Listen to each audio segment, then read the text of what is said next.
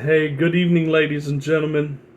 This is Javier with the Geopolitical Investing Cafe. Back after a little sabbatical, guys. I've just been having tons of work and I've been doing investments and so on, and haven't been able to put out a lot of videos, probably not any over the last month. We are coming back hard and strong, and I'm going to share with you some more of my picks, guys, and what's been going on. It's not been a bad 6 months since we've really started putting out videos on this channel. I am net positive. I've made a good amount of money this year, and I've done it on Bitcoin. Bitcoin's been one of the major performers. It's still way up from where we bought it here on the Geopolitical Investment Cafe. And I'm just looking at some of the charts here. Bitcoin. Let's see where it is right now, because actually, Bitcoin is something that I don't really look at every day. I put a certain set amount of money each month into Bitcoin. I dollar cost average into it. And while I've known about dollar cost averaging for a long time, I picked up this strategy from Michael Saylor because his arguments were cogent. His geopolitical arguments were cogent. And the basic argument is this, guys: over time, technology is becoming such that more digital payments are going to be made. And blockchain to date is the most secure way of doing this.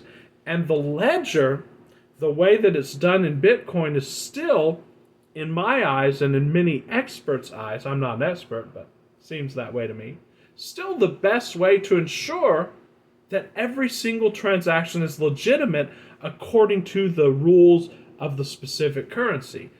Just in a nutshell, for those that don't know, every person who uses Bitcoin has to have the complete ledger from the first Bitcoin to the Bitcoin now. And so every transaction has to be run and legitimized to every single node in the Bitcoin network, every single computer, or that transaction will be rejected. So it's a very secure way of making payments. And while there are some arguments that with the advent of quantum computing, that could be a threat to Bitcoin, many experts don't think so. I don't think so. And I could lose, I have been wrong before. I could be wrong again. All of my wealth is not in Bitcoin, but I do put a good, shall we say, little nest egg every month into Bitcoin. And Bitcoin right now, let me just look it up on my trusty laptop here.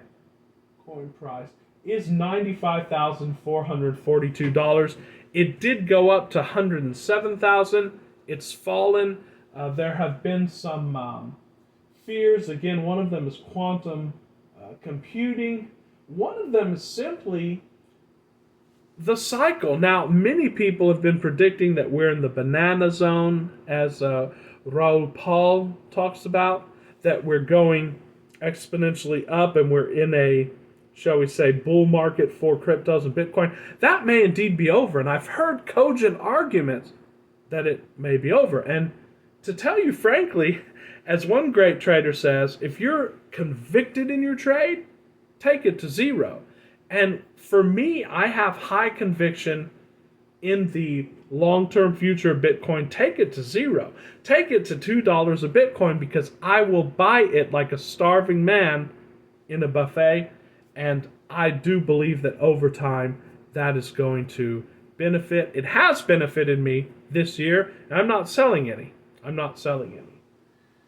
So that is at 95. Let's look at Lunar, guys. Lunar has been one of my most lucrative investments this year. I did buy it again. I bought it at around $10 a share.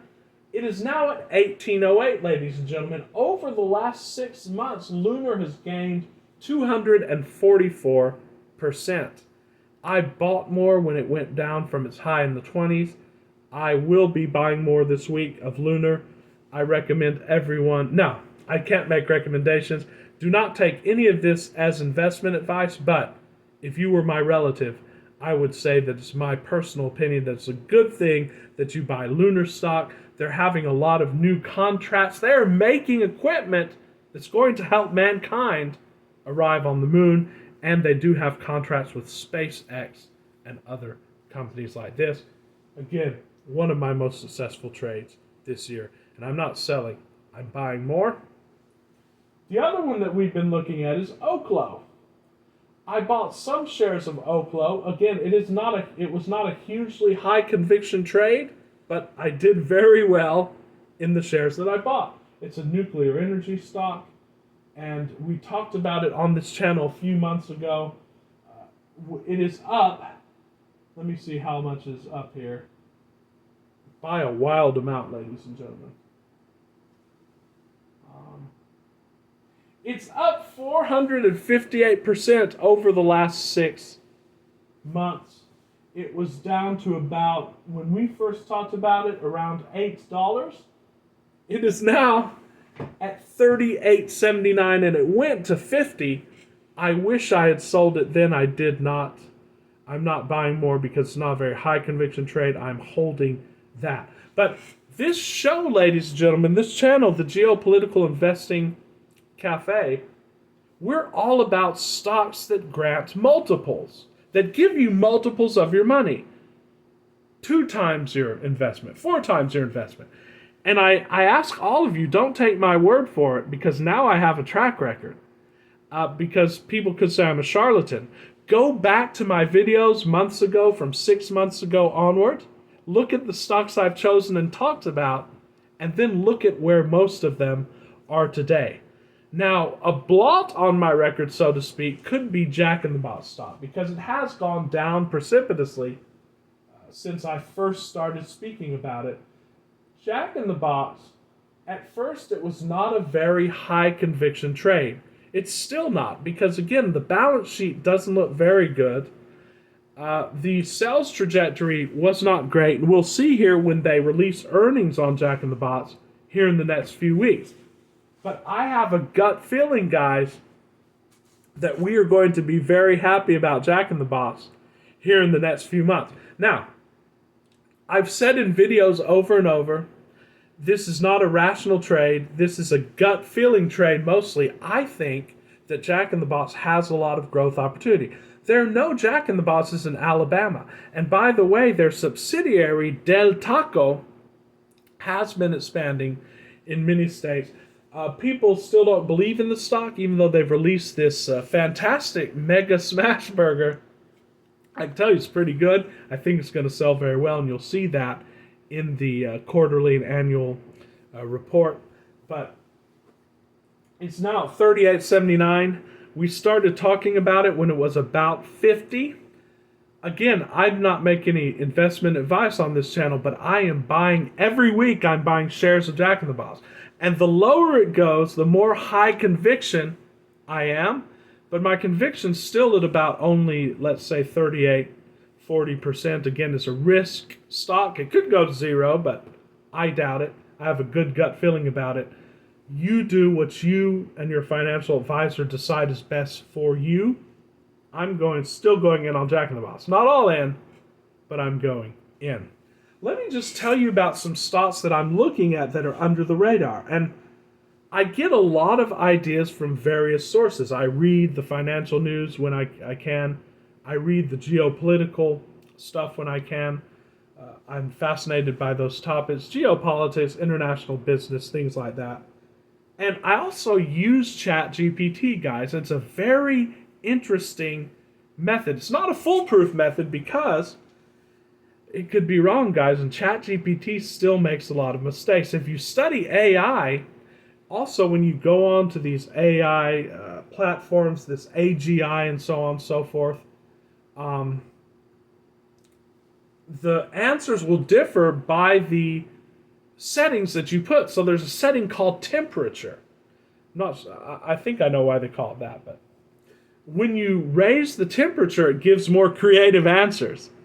So basically what I'm trying to say is know that sometimes the answers are going to be creative. There is, excuse me, something called, I think it's called AI delusion or something like that, where AI will give you the wrong answer. that scientists have said recently that AI has been having something of dementia. So sometimes they'll give you answers that are not correct, they'll forget things. So take AI and ChatGPT with a grain of salt. That being said, for example, I'll usually say, pretend you're George Soros, one of the greatest traders of all time. And then I'll talk with him and I'll say, hey, I know you can't predict the future, but recommend some stocks to me, and they will do that. Another source of it is talking with colleagues and friends. My father is a really good source for ideas, information. Get your information anywhere you can and then do your due diligence. It's going to be in your due diligence that you'll find that gold, but you have to have a lot of needles and haystacks to be able to find that one piece of gold, so to speak. So, one stock that I'm really looking at is LIFW. It's called Life Wallet. It's been beaten down of late because there's been a lawsuit. I think it's like a fraction of a penny, guys. So, this is a lottery ticket stock, guys. You could buy a few shares knowing that you could lose it all, but this has, what if it goes from 0.04 cents to $3? You could be a millionaire. So, put some money in that you can afford to lose. But Life Wallet, do research on this, guys, because it's one of those stocks that I've come across that I think could have high potential if they get through this lawsuit. Excuse me.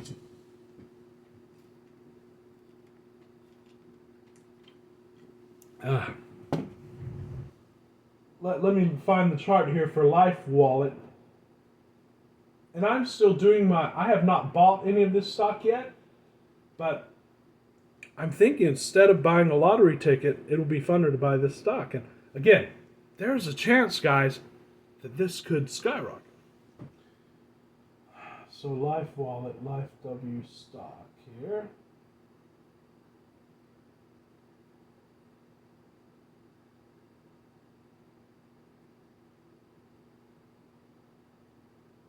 Recovery here. Right, it's now called MSP Recovery, excuse me. MSP Recovery stock.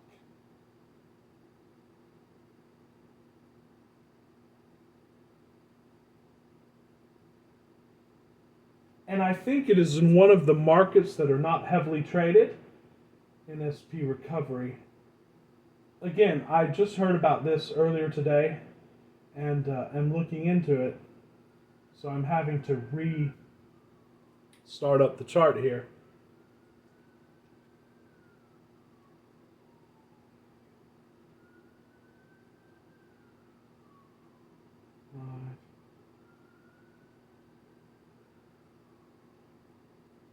Life Wallet stock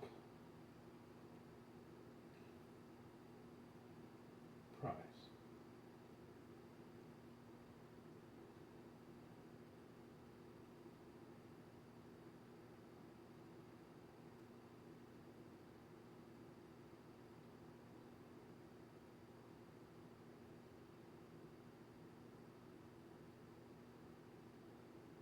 Excuse me. So, I was looking at another stock for that.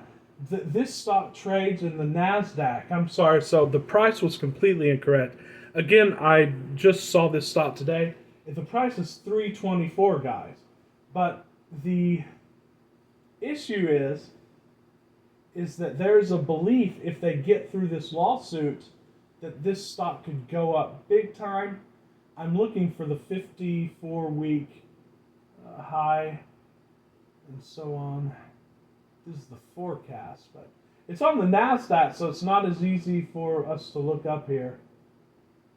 But anyway, you guys look into MSP Recovery, which was formerly known as Life Wallet. It's a healthcare information stock, and it's been beaten down.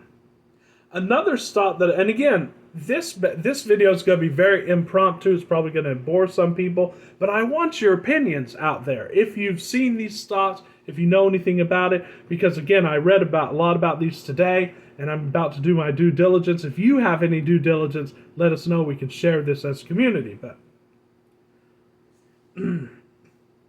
another stock is SMR. It's New Scale Power.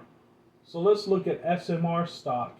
It is another stock that has the potential, guys, to grow precipitously. SMR stock price. It is at 1904, guys. And look at this, guys. So the 52-week high on this stock is 32.30, so it's at 1904. The low was at 247.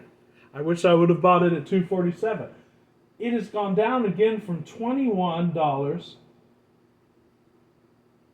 1904 just last week. So again, I'm not recommending this. I'm not saying that this is a good stock to buy, but I'm looking into it because this is a nuclear power stock. It designs and markets small modular reactors. And with Trump in, and with the geopolitical situation being so chaotic, being what it is, the narrative for new scale power and all of these nuclear power companies could creep back up, and we could see a lot of profits from those.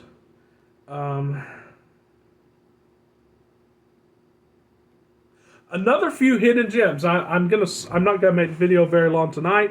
We'll talk about these tomorrow because I'm about to go deep, guys. What I like to do is spend about 20 hours going deep into research into these stocks. I'm about to do that right now. Start the 20 hours. We'll talk about these more tomorrow or this week. But some I'm looking at is Travelzoo. That's number one. And if you know about these, please let me know what your intuitions are. EverQuote, EVER. It's an online insurance marketplace connecting consumers with insurance providers. Lingbad Expeditions Holdings, guys. And this is interesting. And again, I don't want to make this video too much longer, but many podcast hosts, including Tim Ferriss, and I agree with them, are saying that due to AI and everything being digital, people are going to be demanding, and there's going to be more of a premium for person-to-person interaction and travel and so forth. This company has travel expeditions and cruising and adventure. This is real people with real people. I think that sector has a huge amount of room for growth, I think. And again, I'll research and tell you tomorrow. Regal Pharmaceuticals, a biotech company focused on developing treatments for hematologic disorders and cancer. It's interesting. It's going to be interesting to see how RFK Jr. has an effect on this. And finally, Graham Corporation, GHM, a designer and manufacturer of vacuum and heat transfer equipment, including energy and defense. So these are some things I've been looking at, guys. Let me know your opinions. I'll tell you my research later on this week, if not tomorrow. And I also have a podcast coming up this week about my geopolitical findings and some strategies I've been devising and thinking about for that. So thanks for watching, guys. Thank you so much for subscribing to the channel. I am back. We're going to be putting out daily and weekly videos, hopefully daily, always weekly. So until very soon, guys, this is Javier with the Geopolitical Investing Cafe. Much love and appreciation. I'll see you guys soon. Subscribe to the channel and hit the bell button, guys, to get alerts on all the videos that are coming up. So see you later.